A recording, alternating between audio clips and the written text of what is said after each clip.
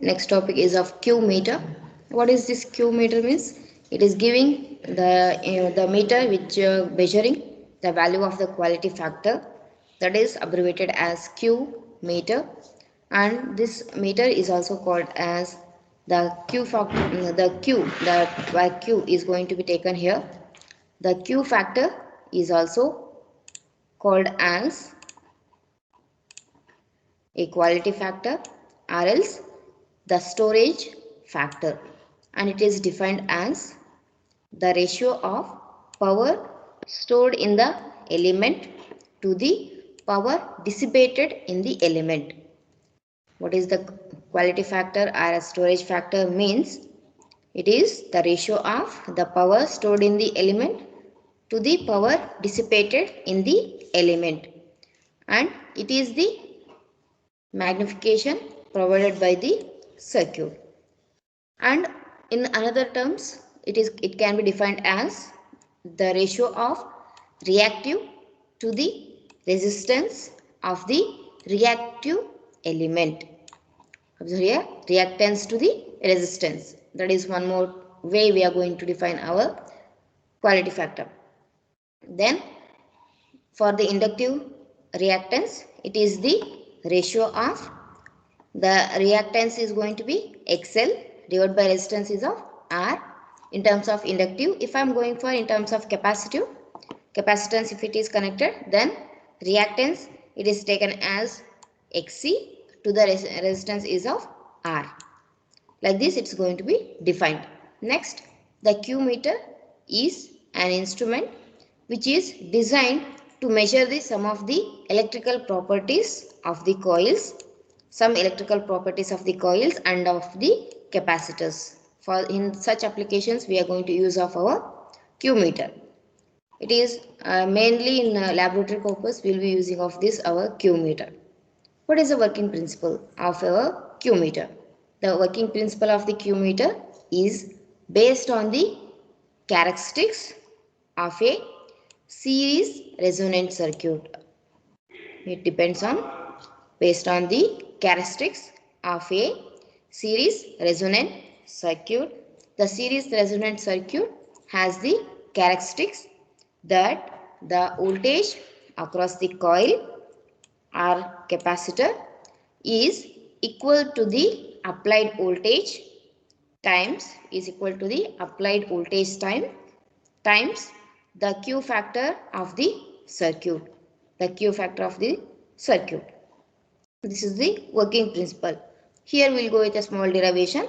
Thus, if a fixed voltage is applied, E, that is E fixed voltage is applied to the circuit, the voltmeter across the capacitor, this voltmeter across the capacitor, this capacitor can be calibrated to read the Q value directly. Here the construction, here it is taken our elements, that is R, that is resistance, inductance, capacitors are connected in series. A main supply is of E is provided here, and this is in terms of a coil, R and inductor, resistance and inductors. Then the voltage flowing across the coil is taken as EL, across capacitor it is taken as EC, and resonance reactance of capacitor here it is taken as XC, here it is XL. If I go with the phasor diagram, you will be adding like this. Across the voltage with respect to the current it is drawn. A current 0 to I it will be going for. Within a phase, our input what we are going to apply, that is in the in phase, and across the inductors and across the inductor, that is EL, it is taken in the first quadrant, that is I into XL. In the third quadrant perpendicular to each other, okay, that is taken in as 90-degree phase shift, right? That is of taken as our EC. Okay. Then at resonance, XL is equal to the XC and I is equals to E divided by R. Same thing here taken. At resonance, XC is going to be equals to XL. If it is in such case, EC means Voltage across capacitor is going to be equals to the voltage across the inductor. EC is nothing but I into XC, that is nothing but I into XL. And main E is going to be IE is equals to I into R. Therefore, the quality factor, that is Q factor, is going to be defined as the ratio. Q is equals to ratio of reactance to the resistance, right? In terms of inductance, XL divided by R. In terms of capacitor, XC divided by R. In terms of voltage means capacitor to the main supply, EC to the E. This is what the quality factor is going to be taken.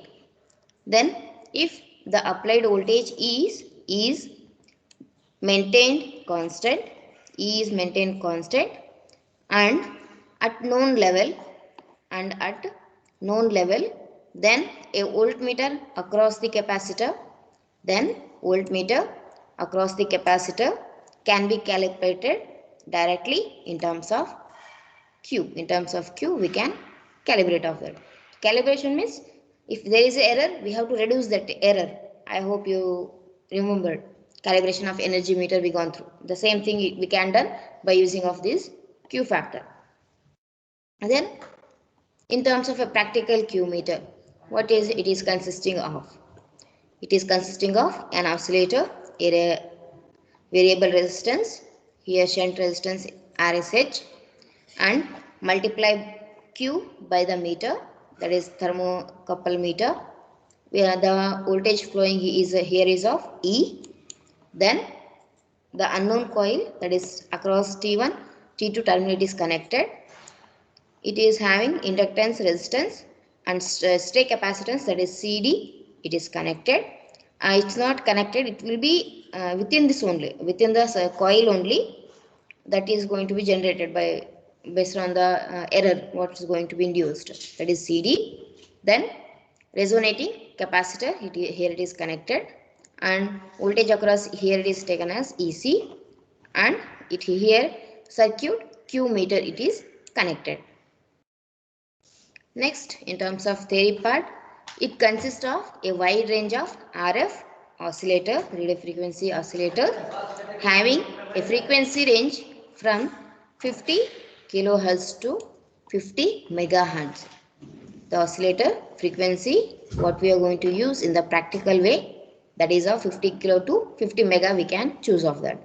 The oscillator is used as a source, what we are going to provide as an input, that is as a source, and it delivers a constant to a very low value of the shunt resistance, that is RSH, and it for RSH in the range of 0.02 ohms, very low resistance, and it introduces a almost no resistance, yes, 0.02 means a very small resistance, into the oscillator circuit. Therefore, it represents a voltage source of magnitude E. Magnitude E. What is voltage is changing? The same effect is going to be changed across your here also. That's what the meaning. E with a very small internal resistance. Then the voltage across the shunt resistance is measured by a thermocouple meter. The shunt resistance, the voltage across the shunt resistance, is going to be measured by using of the thermocouple meter and marked as the multiplying Q by the meter. Means what is the value you are getting from this, that quantity of measurement we have to multiply with the next. I will tell where we have to multiply Q by the meter. The voltage across the resonating capacitor, which is also called as tuning capacitor. Observe here, the voltage across the resonating capacitor is also called as the tuning capacitor, is measured by the electronic voltmeter, and the voltage here it is denoted as, that is EC. This is nothing but tuning is going to be done by using of this. Then a different connections are going for here. When I'm going to for the practical Q meter, wait.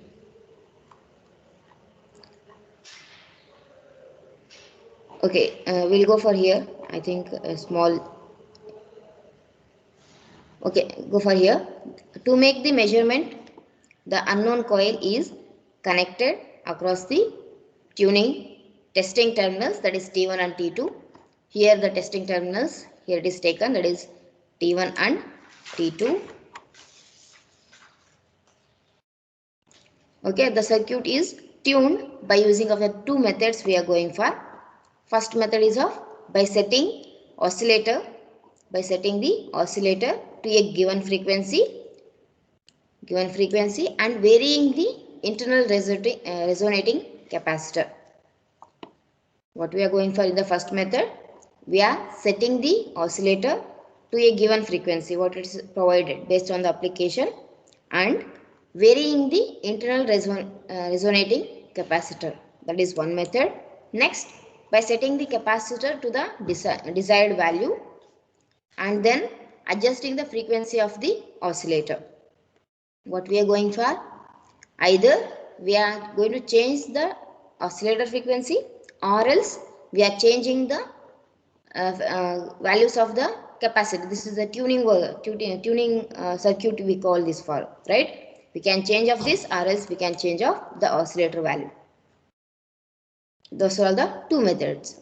Then the Q reading on the output meter must be multiplied the Q reading of the output meter. What we will be getting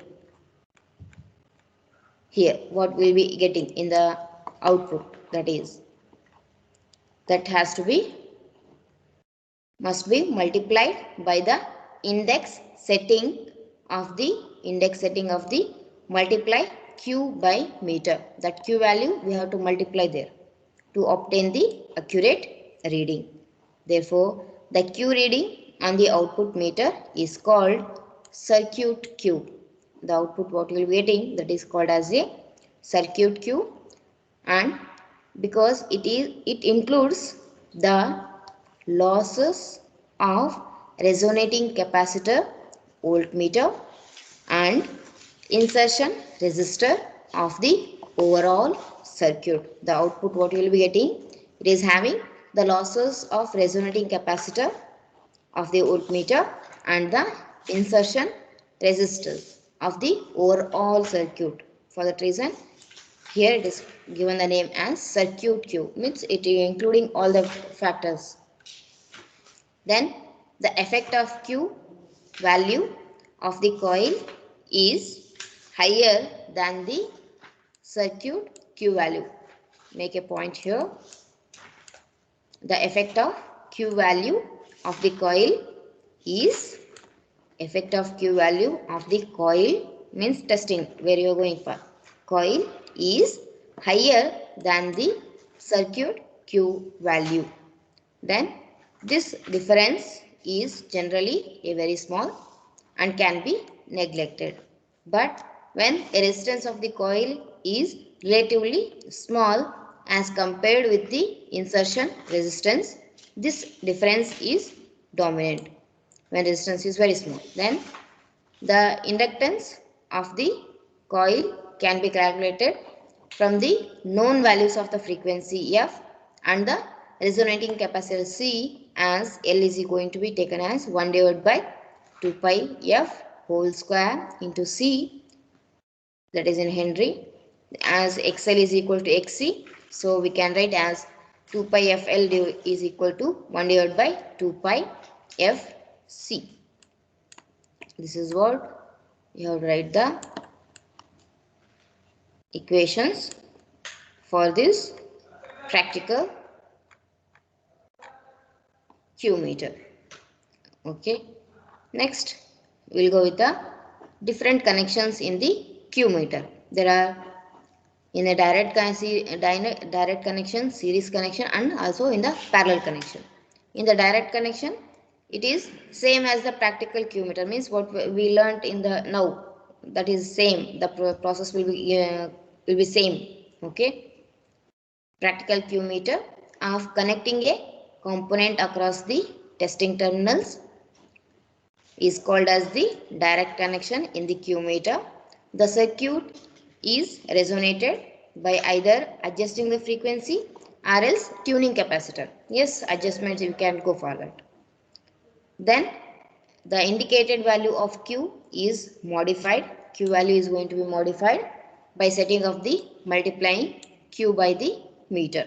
This is about the direct connection. In series connection, the series connection is used to measure the low impedance components or else small resistances, small coils and large capacitors. This all we can measure by using of the series connection. How it is connected? Here the working coil, that is T1 and T2 are the testing coils, right? In a inductor and resistance are connected. Here low impedance Z is connected, a switch is connected, RF oscillator is connected. Then across the testing terminal T1 and across RF oscillator, a tuning capacitors, here it is connected, that is taken as C1 and C2. Then Q voltmeter it is connected. Then the component to be measured is denoted as Z, which one we are going to measure, that is taken as Z, and it is connected in series with the working coil. It is in series, right? The connection is, it is in series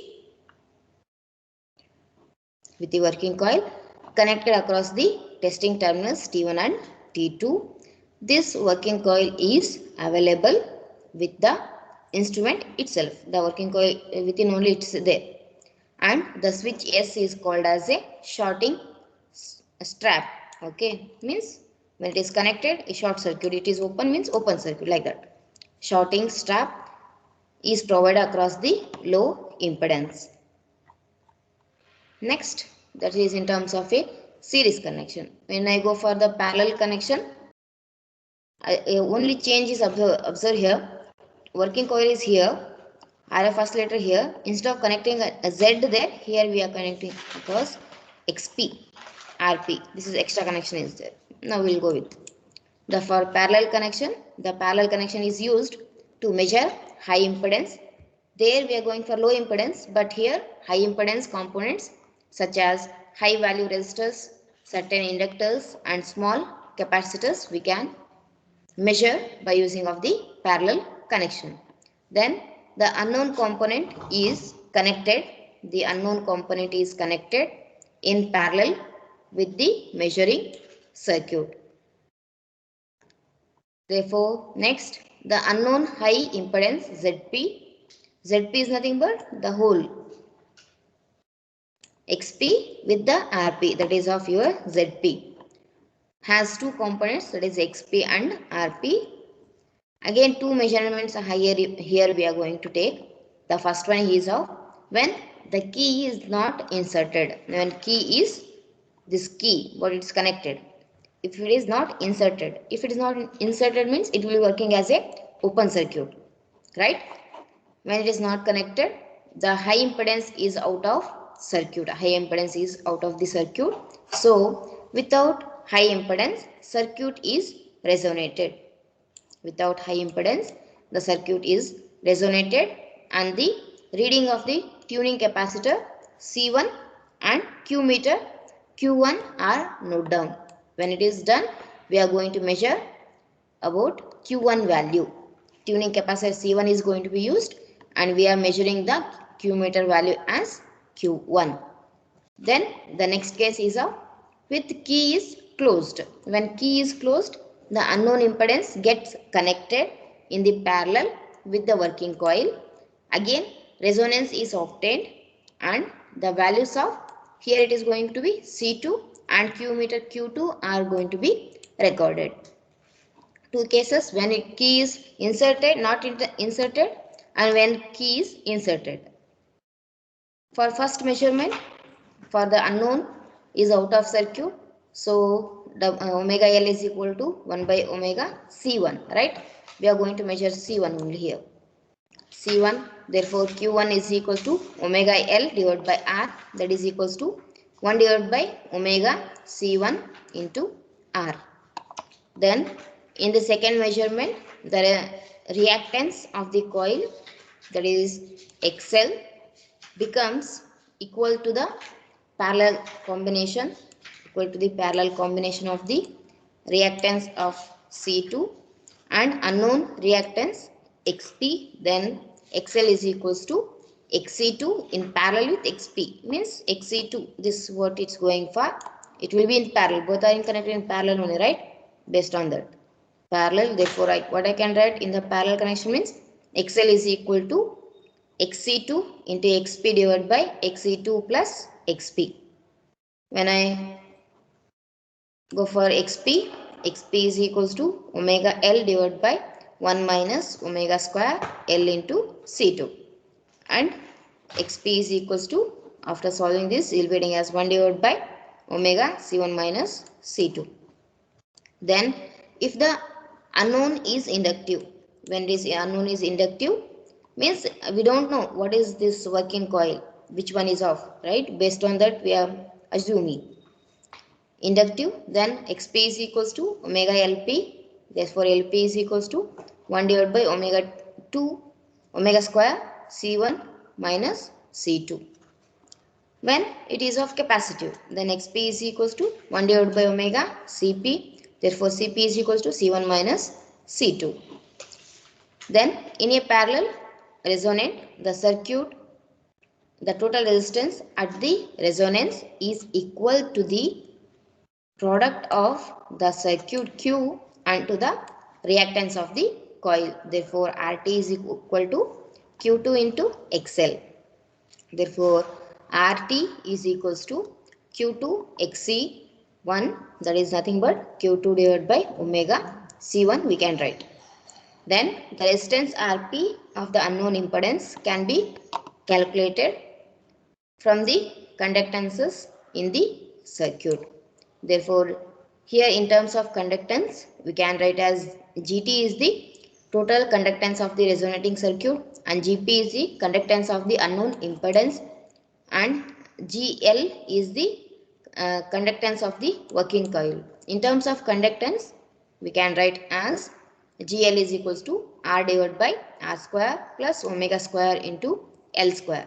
Therefore in terms of impedance GP is equals to 1 by Rp, and Rp is going to be Q1 Q2 divided by omega C1 into Q1 minus Q2 you will get.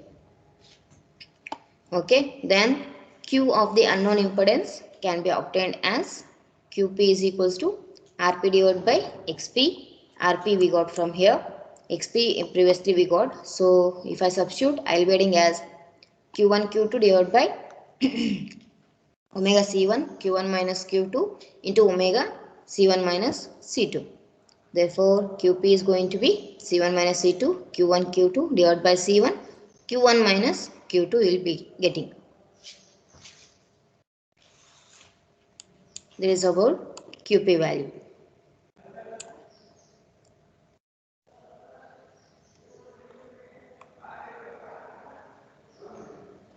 Okay, we'll stop here. Still continuation is there. In the next class we'll go for.